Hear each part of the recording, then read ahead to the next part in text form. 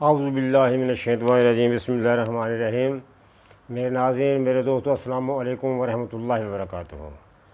मेरे नाज़रीन, मैं आपसे मुखातब हूँ नज़ीर अहमद। मैं रफ्ता रफ्ता आपसे मुखातब होता रहता हूँ, तो मैं अपनी तरफ से कोई ना कोई ऐसी मसला मालूमात और ऐसी सच्चाई पेश करने की कोशिश करता हूँ। मेरी यही कोशिश होती है कि मैं एक ऐसा कड़वा सच पेश करूँ। कुछ लोगों को कड़वा सच अच्छा भी नहीं लगता, तो कुछ जो समझदार होते हैं वो उससे कुछ सबक भी हासिल कर लेते हैं। आज मैंने आपके कुछ 10-15 मिनट लेने हैं। अगर आपके पास अल्लाह ताला ने आपको अगर तौफीक दी है तो आप मेरी बात को सुनने और समझने की कोशिश करना। मेरा कोई किसी फ़िरके से कोई वास्ता नहीं है, मैं कोई आलम नहीं हूँ, लेकिन मैंने आज वो हकीकत एक पेश करनी है जिस हकीकत को सुनकर हर इंसान, हर आदमी मानने के ऊपर उसको मजबूर हो जाएगा कि क्या गोया मैं सच कहता हूँ। गोया आजकल सोशल मीडिया के ऊपर बहुत सी बातें ऐसे ऐसे उलमाए दीन जिनको हम कहते हैं वो कर जाते हैं, लेकिन ऐसी बातें कर जाते हैं जिनका कोई वजूद ही नहीं है, जिसको तसव्वुर करना ही नामुमकिन बात होती है। आजकल आपने सुना होगा कि आजकल शिया, सुन्नी, हवाबी, अहले हदीस और अहले सुन्नत, इन्होंने ये अपने अपने घर से ऐसे फतवे बना रखे हैं। वो कोई किसी को काफिर बोलता है, कोई किसी को काफिर बोलता है। इनको इतने इतने अपने आप कोई उलमाए दीन समझते हैं, इनको एक दूसरे को काफिर कहते हुए इनको शर्म भी नहीं आती। जबकि गोया जिन चीज़ों के ऊपर इस्लाम के अंदर, दीन के अंदर जिन चीज़ों के ऊपर इख्तलाफात है उसके ऊपर बहस करनी, उसके ऊपर फतवे दे देने नामुनासिब जी चीज़ है। बहुत सारी चीज़ें हैं जिनके ऊपर बहुत सारे इख्तलाफात पाए जाते हैं। हर आदमी कहता है ये देखो मैं कुरान उठाकर मैं साबित करता हूँ, ये देखो मैं हदीस उठाकर साबित करता हूँ। जो दूसरा आदमी है, जो दूसरा आलम है, वो भी तो हदीस और कुरान से साबित कर रहा है। उसने अपने घर से किताबें तो नहीं बना रखी, वो भी तो उसी में आपको बता रहा है, तो साबित कर रहा है। बहरहाल दीन के अंदर जहाँ पर काफ़ी इख्तलाफात पाया जाता है उसके ऊपर ऐसी चढ़ बढ़ बहस करना नामुनासिब चीज़ है, ऐसी बहस नहीं करनी चाहिए। मिसाल के तौर पे एक चीज़ मैं आपको समझाने के लिए मिसाल देता हूँ। एक चीज़ है कि मर्द की मिसाल के तौर पे गिट्टे जो है वो नंगे होने चाहिए, उसकी सलवार गिट्टों से ऊपर होनी चाहिए। तो जैसे इसके ऊपर कोई भी इख्तलाफात नहीं है, सारे ही जितने ही चारों फ़िरके हैं इसके ऊपर इत्तेफाक करते हैं। इसके ऊपर कोई वो इख्तलाफात नहीं है, सारे इसको दुरुस्त मानते हैं, बिल्कुल सही है। जिन चीज़ों के ऊपर इख्तलाफात पाया जाता है उनके ऊपर ऐसे बहस करना, बढ़ चढ़ कर बात करना, ये नामुनासिब सी चीज़ है। अल्लाह के बंदो, हम दीन को समझ ही नहीं पा रहे, ना किसी को समझा रहे हैं। आज हमने ऐसे ऐसे लोग देखे हैं कि जो उन्होंने अस्तगफिरुल्लाह वलियों की शान को वो नबी की शान के से भी ऊपर ले जाते हैं। हालांकि जितने भी अल्लाह वली हैं जो अपने अपनी आराम गाँव में आराम फरमा रहे हैं, अगर ये सारे वली मिल जाएं तो एक सहाबा की शान को ये नहीं पहुंच सकते। सहाबा कराम की शान वो एक सहाबी की शान है, तो नबी की शान तो होती है इतनी को बुलंद है कि हमारी ज़बान ही नहीं कि हमें हिम्मत और हमें वो तौफीक देती कि हम बयान कर सकें नबी की शान को। तो बुज़ुर्गों को, जो अल्लाह के नेक बंदे, नेक वली हैं, उनके ऊपर कितनी तुम तो लगाने वाली बात होती है। किसी दिनों में पिछले दिन बड़ा शोर चलता आ रहा था, वो बुज़ुर्गों ने 12 साल के बाद डूबी हुई बरात को उन्होंने मसल ज़िंदा कर दिया। ओ खुदा के बंदो, ये कहाँ की बातें करते हो? मैं तुम्हें हाल ही की बात सुनाता हूँ, मेरी बात को गौर से सुनो। अल्लाह ताला ने आपको तौफीक दे दी मेरी बात को समझने के लिए। अगर आप अपनी ज़िद के ऊपर अड़े ना रहे, हकीकत को अगर आपने समझा तो इंशाल्लाह आपका बेड़ा पार हो जाएगा, आप समझ जाएंगे बात। मुझे सिर्फ ये बताएं, अभी हाल ही की बात है, अभी जब पाकिस्तान और हिंदुस्तान का आपस में बंटवारा हुआ, मुसलमानों के साथ क्या क्या जुल्म नहीं हुए, बेटियों के साथ क्या क्या जुल्म नहीं हुए, बच्चों के साथ क्या क्या जुल्म नहीं हुए, क्या अनहोनियाँ नहीं हुई। जिनकी तुम बात करते हो कि हमारे बुज़ुर्ग वो कुछ कर देते हैं, उस वक्त वो तुम्हारे बुज़ुर्ग कहाँ थे? जो हमारे बुज़ुर्ग हैं, अल्लाह के वली जिनको हम मानते हैं, वो तो अपनी आराम गाहों में आराम फरमा रहे हैं, लेकिन जिनके फतवे तुम देते हो वो कहाँ थे? उन्होंने कौन सी मदद की, कौन सी मुसलमानों को उन्होंने आगे बचा लिया? फ़लस्तीन में क्या कुछ हो रहा है, कहाँ हैं वो आपके बुज़ुर्ग? कहाँ जिनकी तुम बातें करते हो? कश्मीर के अंदर आज तक कश्मीर पिस रहा है, कहाँ है वो आपकी जिनकी आप बातें करते हो। जिन वलियों को हम मानते हैं, जिनकी बात हम करते हैं, जिन बुज़ुर्गों की बात हम करते हैं, वो हमारे अल्लाह के जो वली हैं वो अपनी अपनी आरामगाहों में आराम फरमा रहे हैं। हमने कभी ऐसा फतवा नहीं दिया कि उन्होंने ये कर दिया, उन्होंने वो कर दिया। ये फतवा आप देते हैं। अभी हाल ही की बात है, मैं हर इंसान से मैं ये सवाल करता हूँ, हर आदमी से मैं पूछता हूँ, अगर किसी को अल्लाह ताला ने थोड़ी सी भी अकल दी है, फ़िरके से बाहर निकल कर आ जाएँ, अपने अपने अक़ीदों से बाहर निकल कर आ जाएँ, न्यूट्रल होकर बात सुने। सबसे पहले आप सबके घरों में कुरान पड़ा हुआ है, कुरान को उठा लो। कुरान को इतना से ज़्यादा ना देखो, कुरान को थोड़ा सा देख लो। कुरान पाक को क्या इय्या कना बदो इय्या कना नस्तईन उसका तर्जुमा कर लो कि वो कुरान पाक क्या कह रहा है। फिर आगे चले जाओ, गैरिल मग़ज़ूब, अल्लाह ताला हमें गैरों के दर से बचाओ, उसका तर्जुमा कर लो। फिर मालिक यौमिद्दीन, तू ही मालिक है, तेरे से ये मदद मांगते हैं, वहाँ पे इकरार भी कर रहे हो। फिर फ़लाने तू भी मदद दे, तू भी मदद दे, वो भी मदद दे, इससे मदद दे। और फिर तुम्हें कितनों से तुम लोग मददगार हो जाते हो, कितनों को तुम लोग मदद मांगते हो। कि गोया बाद में ये कह रहा था कि इतना कुछ हुआ, इतना कुछ हुआ। अभी हाल ही में किसी आपके उन बुज़ुर्गों ने जिनकी बातें तुम करते हो, क्या कोई ऐसा कारनामा, क्या कोई ऐसा उन्होंने मौज़ा दिखा दिया। अभी हाल ही के अंदर फ्रांस के अंदर हमारे नबी की शान के ऊपर वो खाके बनाए गए, वो बेहुरमती की गई। कहाँ थे वो तुम्हारे बुज़ुर्ग जिनकी तुम बातें करते हो? क्या उन्होंने कारनामा करके दिखा दिया? उन्होंने जिन बुज़ुर्गों की बातें हम करते हैं, हमारा ईमान है, वो अपने आरामगाहों में आराम कर रहे हैं, वो दुनिया से तशरीफ़ ले गए हैं। अब वो दुनिया से वो पर्दा फरमा गए हैं। जब इंसान आमने सामने होता है, अल्लाह ताला से वो दुआ करता है, अल्लाह उनकी दुआएं कबूल भी कर लेता है, इसमें कोई शक नहीं है। अल्लाह नेक बंदों की सुनता है। लेकिन जब इंसान दुनिया से चला जाए, वो किसी की कोई मदद नहीं कर सकता, तो बिल्कुल ये गलत है। अगर कोई मदद कर सकता है, जैसे मैंने कहा कि न्यूट्रल होकर बात सुनो। जैसे कि मिसाल के तौर पर मैं हूँ, मेरी अगर 60 साल अगर मेरी उम्र है, 60 साल के अंदर मैं जब 15 साल का जब मैं था, 15 साल के बाद मुझे अच्छी तरह मुझे होश है। मैं उसके बाद बाकी बचते हैं 45 सालों के अंदर मैंने कोई आज तक ऐसा वो रश्मा नहीं देखा जिनकी तुम बातें करते हो। हाँ, किसी ने कुछ करके दिखाया हो। फ़लस्तीन के अंदर किसी ने पीर ने आके उनको बचा लिया हो, मुसलमानों को। कश्मीर के अंदर हमारी माँओं बहनों बच्चों के साथ क्या क्या हो रहा है। कहाँ है वो तुम्हारे मददगार जिनकी तुम बातें करते हो? जो हमारे बुज़ुर्ग हैं वो तो अपनी अपनी आरामगाहों में आराम कर रहे हैं। क्या कुछ नहीं हुआ? क्या कुछ नहीं हो रहा? क्यों लोगों को तुम गलत रास्ते देते हो? क्यों तुम लोगों को गलत अक़ीदे पर लेकर आते हो? कोई कहता है जी फ़लाँ बुज़ुर्ग के घर का बैतुल्लाह तवाफ़ करने के लिए चला गया, अस्तग़फ़िरुल्लाह अस्तग़फ़िरुल्लाह। हमारे नबी करीम सल्लल्लाहु अलैहि वसल्लम तो मदीना मुनव्वरा से मक्का मुकरमा में तशरीफ़ लाते थे तवाफ़ करने के लिए, उनके तो वहाँ तवाफ़ करने के नाम चला गया। वो सहाबा जिनको कितनी बार जन्नतों की बशारतें मिल गई हैं, वो वहाँ पे आते उनके घरों में तो ना तवाफ़ करने के लिए चला गया। क्यों लोगों को तुम गुमराह करते हो? तुम मुझसे इतना मुझे बता दो। अभी किसी की अगर 100 साल भी उम्र है, एक आदमी मुझे बता दो 100 साल की उम्र में मैं क्या 100 साल से नहीं देख रहा कि मुसलमान पिस रहे हैं, मुसलमानों के साथ बच्चे पिस रहे हैं, हमारी बहनें बेटियाँ पिस रही हैं। कौन सी तुम्हारे उन बुज़ुर्गों ने आके उनकी मदद करती है जिनकी तुम मददगार तुम जिनको समझते हो? खुदा के बंदो, कसम मुझे जुल जलाल की, जैसे क़यामत वाले दिन अल्लाह ताला हदीस अलैहिस्सलाम को बुलाएंगे, अब बोलेंगे आकर आओ, क्या तुमने इन ईसाइयों को कहा था कि मुझे खुदा मानो, मुझे खुदा का बेटा मानो, मेरी इबादत करो? तो हदीस अलैहिस्सलाम कहेंगे कि अल्लाह ताला को आप तो खुद जानते, मैं तो उनको कभी दावत नहीं दी। इसी तरह ही कसम मुझे रब्बे जुल जलाल की, अल्लाह ताला अपने नेक बंदों को, वलियों को इकट्ठा जब करेगा, करने के बाद तुम लोगों को बुलाएगा, आओ क्या तुम इनकी हाजतें पूरी करते थे? तुमने कहा था कि आके मेरे तरफ पैरों पे आके तुम ढोल टबके बजाओ। वो बोलेंगे या अल्लाह, हमने तो नहीं कहा था, आप तो बेहतर जानते हैं। तो आपका भी वही असर होगा।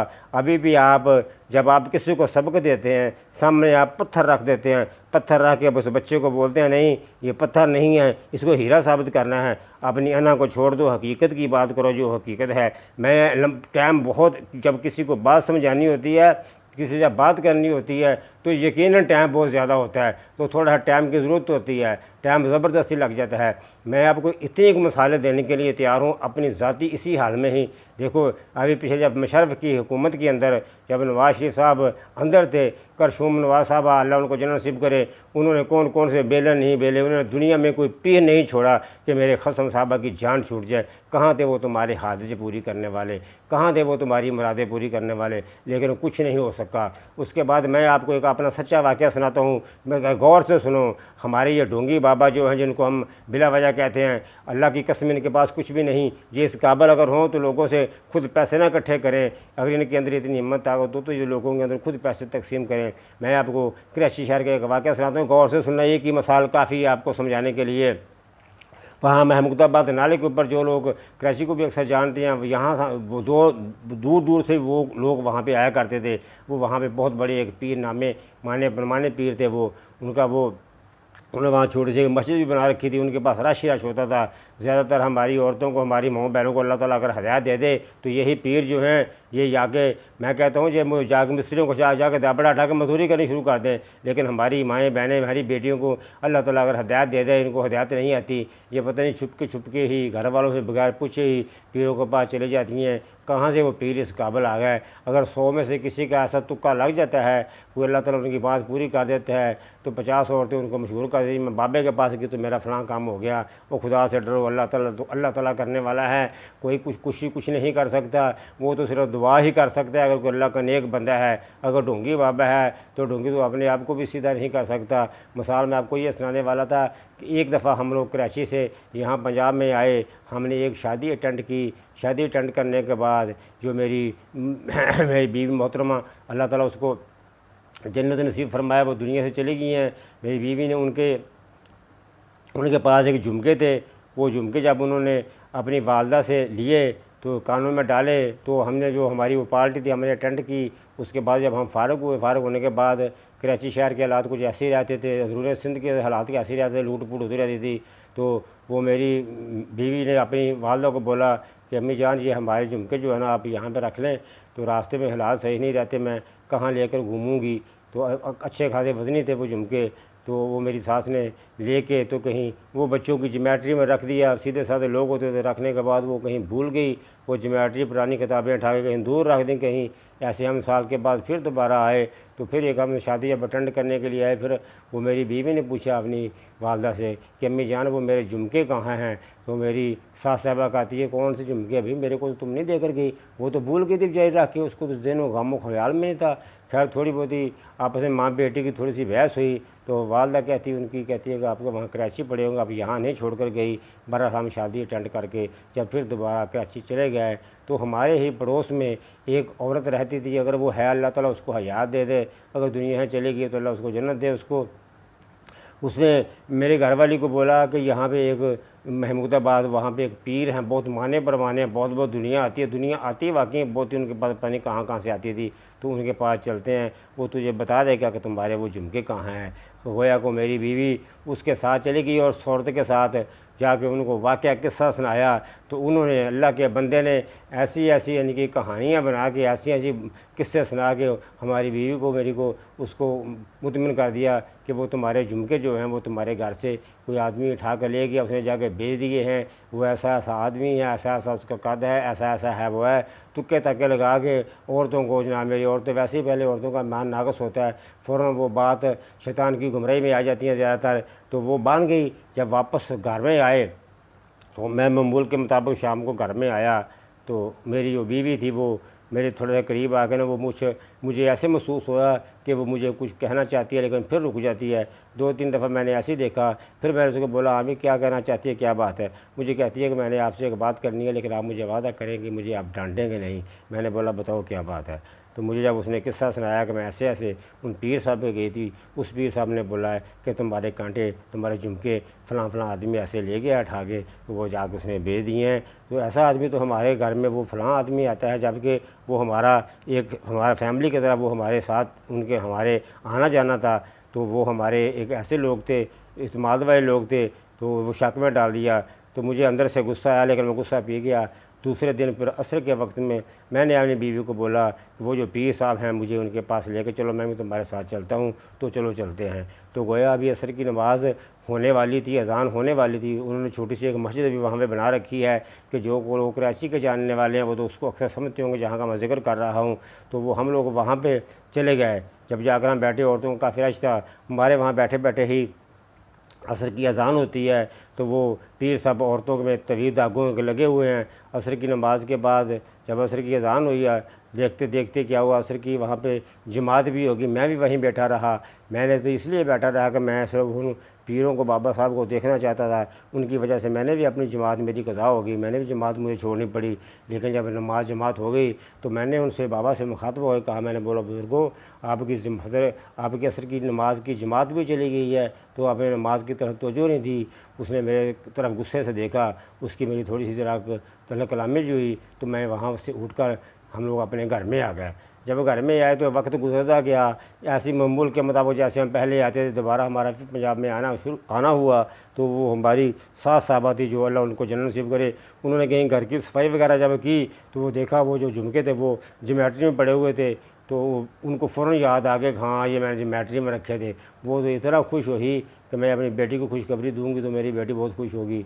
जब वो हमने खुशखबरी हमें जब सुनाई गई, फिर मैंने वो अपने बीवी को भी कहा, लोगों को कहा, मैंने बोला खुदा के लिए ढोंगी बाबों से बाजों, इनके अंदर कोई चीज़ नहीं है, इससे फिर लोगों को बेवकूफ़ बनाते हैं, इनकी बातों में तुम लोग ना आओ। मैं एक और आपको एक छोटी सी मिसाल दे देता हूँ। ये आपको बहुत हर आदमी जानता है। जब हज़रत मूसा अलैहिस्सलाम ने जब बारिश के लिए जब गए तो बारिश के लिए दुआ की गई तो अल्लाह ताला ने हुक्म दिया कि तुम्हारे सफ़ के अंदर एक ऐसा मुनाफिक आदमी है कि जब तक वो अंदर से बाहर नहीं निकलेगा तो बारिश नहीं होगी। तो फिर हज़रत मूसा अलैहिस्सलाम ने सबको कहा भी कोई ऐसा आदमी है तो निकल जाए, लेकिन शर्मिंदगी के हमारे सामने कौन आता। उस आदमी ने सफ़ के अंदर ही खड़े खड़े अल्लाह ताला से सच्चे दिल से तौबा कर ली। तो अल्लाह तबारक व तआला ने अपनी बारिश की रहमत शुरू कर दी। जब बारिश आ गई तो हज़रत मूसा अलैहिस्सलाम बड़े हैरान हुए, कहा या अल्लाह ये क्या माजरा है, अभी तो वो आदमी निकला ही नहीं है। तो अल्लाह ताला ने कहा कि उस आदमी ने मेरे साथ राब्ता करके, मैं उसकी शाह के करीब था, मेरे साथ राब्ता करके माफ़ी मांग ली है।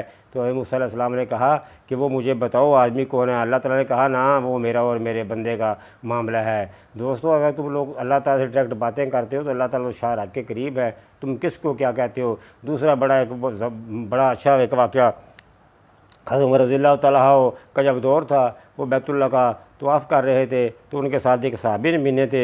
उन्होंने कहा हज़रत उमर रज़ियल्लाहु तआला को कि आप वक्त के खलीफा भी हैं, आप अल्लाह के करीब ज़्यादा हैं, तो अल्लाह ताला से दुआ करें मेरे लिए कि अल्लाह ताला मेरी आंखों की रोशनी बनाई मुझे लौटा दे, मेरी बेहतर हो जाए।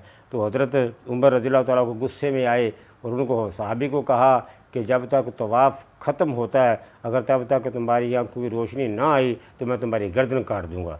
तो जो वो सहाबी थे, अभी उनको पता था कि हज़रत उमर ने जो कह दिया सो कह दिया। वो अंदर से इतना को इस तरीके से अल्लाह ताला से मुखातब हुए, इस तरीके से अल्लाह ताला ने दुआ की, अल्लाह ताला ने उनकी आंखों की रोशनी लुटा दी। तो जब हज़रत उमर रज़ियल्लाहु तआला करीब आए तो देखा कि उनकी रोशनी आ चुकी है। तो फिर हज़रत उमर रज़ियल्लाहु तआला ने कहा कि देखो अल्लाह ताला शाह रब के करीब है, वो आपकी शाह रब के करीब है, आपके लिए वो मेरे करीब कैसे ज़्यादा हो सकते थे। जो ये दुआ इंसान खुद मांगता है, खुद रास्ता अल्लाह ताला से डायरेक्ट करता है, वो कोई और नहीं कर सकता। दोस्तों, मैं कोई आलम नहीं हूँ, मैं सिर्फ़ और सिर्फ यही बार बार बात को ये मैं रिपीट करता हूँ। मुझे कोई आदमी भी कोई मुझे दिखा दे इस 100 साल के अंदर जो मुसलमानों के साथ जुल्म हुए हैं, हमारी माँ बहनों के साथ जुल्म हो रहे हैं, क्या से क्या हो रहा है, हमारे नबी की शान में क्या क्या गुस्ताखियाँ की जा रही हैं। किसी वली ने, जिसकी तुम बातें करते हो, हमारे लिए तो वो सच्चे हम मानते हैं कि वो अल्लाह के वाकई वली हैं, लेकिन हम ये नहीं कहते जो तुम कहते हो, हम ये नहीं कहते। अगर तुम कहते हो ये वाकई बात सच्ची है तो मुझे कोई बता दो, एक 100 साल के अंदर ये अगर किसी ने देखा हो किसी को कोई बहुत बड़ा कारनामा। कहाँ की बातें करते हो, कहाँ के तुम लोगों ने पुराने किस्से जोड़ के रखे हुए जो लोगों को बेवकूफ़ बनाते हो। क्या वो मेरे पास ही से गुज़रे, मेरा हाल तक ना पूछा, मैं ये कैसे मान जाऊँ कि वो दूर जाकर रोए, हमारे होते हो कुछ नहीं हुआ, हम कैसे पुरानी बातों को मान दिए, हुआ वो हुआ। तुम अल्लाह ताला के घर को यहाँ बुज़ुर्गों के पास लेके आ जाते हो कि वो तवाफ़ करने के लिए आ रहे हैं। वो खुदा से डरो, कुछ शर्म करो, कुछ लोगों को क्यों गुमराह करते हो यार। अल्लाह के वलियों की शान तुम लोग कम नहीं कर सकते, तुम लोग जैसे भी उनकी लिए गुस्ताखियाँ करते रहो, उनकी शान में कोई कमी नहीं आ सकती, वो अपनी जगह बेबरकरार हैं। तुम उनके ऊपर तोहमत लगाने की कोशिश करते हो। कभी किसी के अल्लाह के वली ने ये नहीं कहा कि कि मैं चला जाऊँगा तो मेरे आके दरबार पे तुम चिमटे और ढोलकियाँ लेके आ जाना, या मेरे मज़ार पे तुम लाकर चादरें चढ़ाना, फूल चढ़ाना है। अल्लाह ताला जो है हम सबको हदायत दे, अल्लाह ताला हमें समझ दे। ये बातें तो बहुत लंबी होती हैं, बहुत देने के लिए टाइम चाहिए होता है, किसी के पास भी इतना टाइम नहीं होता। अल्लाह ताला हमें हदायत दे दे, या अल्लाह हमें हदायत दे दे, या अल्लाह हम सिर्फ़ और सिर्फ तेरी इबादत करने वाले बन जाएं, हम सिर्फ़ और सिर्फ तुझे से मदद मांगने वाले बन जाएं। या अल्लाह ताला हमें सिर्फ़ और सिर्फ हमें हदायत अता फरमा दे। या अल्लाह हम फटके हुए हैं, या अल्लाह हमें सही रास्ता दिखा दे। या अल्लाह जो तेरे नेक बंदों ने जैसे जैसे रास्ता अख्तियार किया है, मेरी बात को फिर मैं लंबी करता हूँ। शाह नरानी पे चले जाओ, शाह नरानी का वहाँ पे दरबार है, वहाँ पे ऐसे जहल लोगों ने एक गार बना रखी है, मैंने खुद देखी नहीं, लोगों से सुना है, मैंने खुद नहीं देखी। कहते हैं उस गार के अंदर से गुज़रते हैं आदमी की है हलाली है, हरामी है, इतने बेशर्म हैं, कोई शर्म नहीं आती उनके अंदर से, यानी कि गुज़र के अपनी माँ के ऊपर बाप के ऊपर भी शक करते हैं। वहाँ से गुज़रे, कहाँ से ये गारें आ गई, किसने कहा था कि मैं गार बना के जा रहा हूँ इसमें, तुम देखना जन्नती दरवाज़ा बिश्ती दरवाज़ा कहाँ से आ गया, किसने कहा था कि ये बिश्ती में दरवाज़ा लगा के जा रहा हूँ, तुम जहाँ से गुजरेगे तो जन्नत तुम्हारे ना लग जाएगी। खुदा के लिए अमल से बनती है ज़िंदगी, जन्नत भी और जहन्नम भी। अल्लाह के बंदो अच्छे अमल करोगे तो अच्छा फल पाओगे। अल्लाह ताला हम सबको माफ़ करे, या अल्लाह ताला हमें माफ़ करना। अस्सलामु अलैकुम वरहमतुल्लाहि वबरकातुहू।